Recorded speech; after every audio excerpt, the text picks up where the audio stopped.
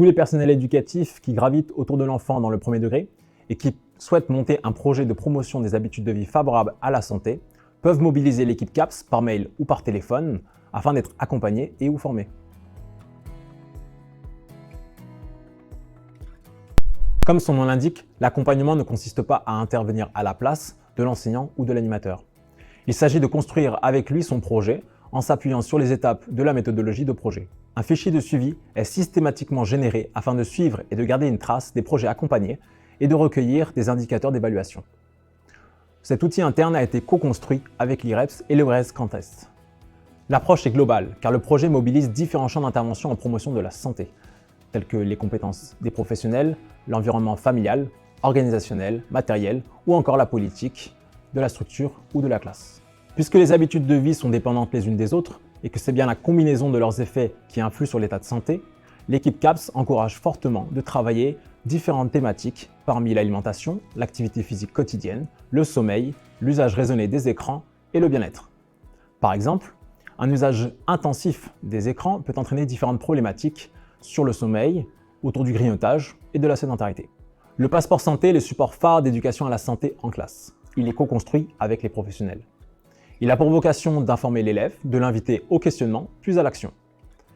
Il contribue au renforcement des compétences psychosociales.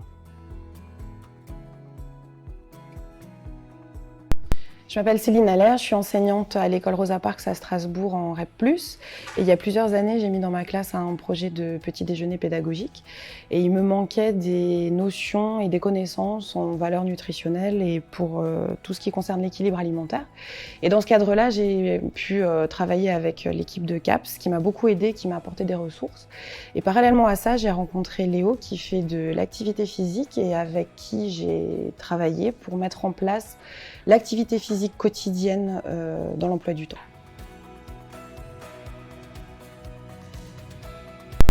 Lors du rendez-vous, l'enseignante Madame Allaire a indiqué la nécessité de contribuer à l'éducation nutritionnelle des élèves de sa classe. À la suite de cela, elle a exprimé ses besoins en termes d'accompagnement. Cette première phase a également permis d'identifier les modalités favorables à la promotion de la santé dans la gestion de son groupe classe. L'habitude des élèves à travailler en groupe et à être acteurs de ces projets, mais aussi l'implication des parents qui sont invités au petit déjeuner pédagogique hebdomadaire. En concertation avec l'enseignante, nous avons fixé les objectifs de développement des savoir-être et savoir-faire des élèves en matière de nutrition, afin d'encourager la prise d'habitudes nutritionnelles favorables à leur santé.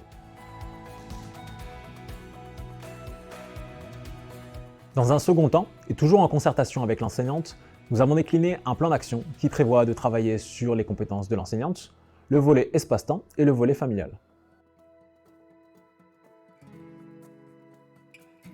Pour préparer ces ateliers, nous avons construit une séquence de travail pour chacune des thématiques traitées à partir de notre outil phare, le passeport santé. Cette séquence ainsi que les annexes liées à celle-ci ont été envoyées à l'enseignante en amont pour que les élèves puissent travailler dessus avant les ateliers.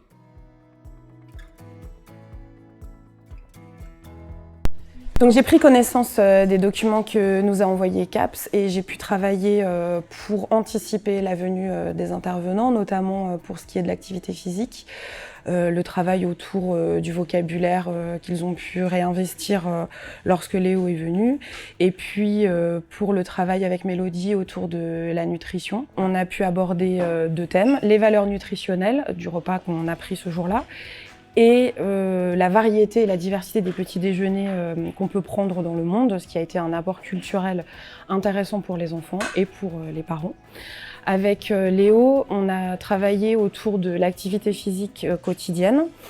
Donc les enfants ont pu comprendre comment on construisait une séance d'activité physique. Ils ont pu s'entraîner avec Léo, qui leur a montré des mouvements, qui leur a appris comment gérer leur effort. Et ensuite, ils ont pu s'entraîner entre eux et construire leur propre routine. Et moi, en tant qu'enseignante, c'est ce qui m'intéressait, puisque en visant l'autonomie de mes élèves, j'ai utilisé les ressources apportées par CAPS au service de justement les enfants et de leur autonomie.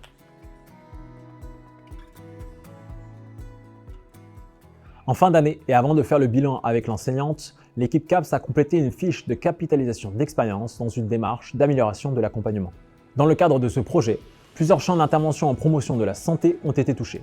construction autonome de pauses actives par les élèves, ancrage du dispositif 30 minutes d'activité physique quotidienne dans la classe et participation des parents à un atelier avec les élèves. Cette démarche soutient la dynamique de l'école promotrice de santé. Alors, ce partenariat avec CAPS, ça a été intéressant pour moi, notamment pour les ressources apportées et que j'ai pu réutiliser en classe avec mes élèves et adapter aussi en fonction de mes besoins, que ce soit dans ce que j'ai travaillé avec Mélodie ou dans ce que Léo a travaillé avec les enfants. Notamment pour développer l'éducation au développement durable qui est dans les nouveaux programmes depuis 2020 et dans tout ce qui concerne l'école promotrice de santé puisque c'est ce vers quoi on tend de plus en plus.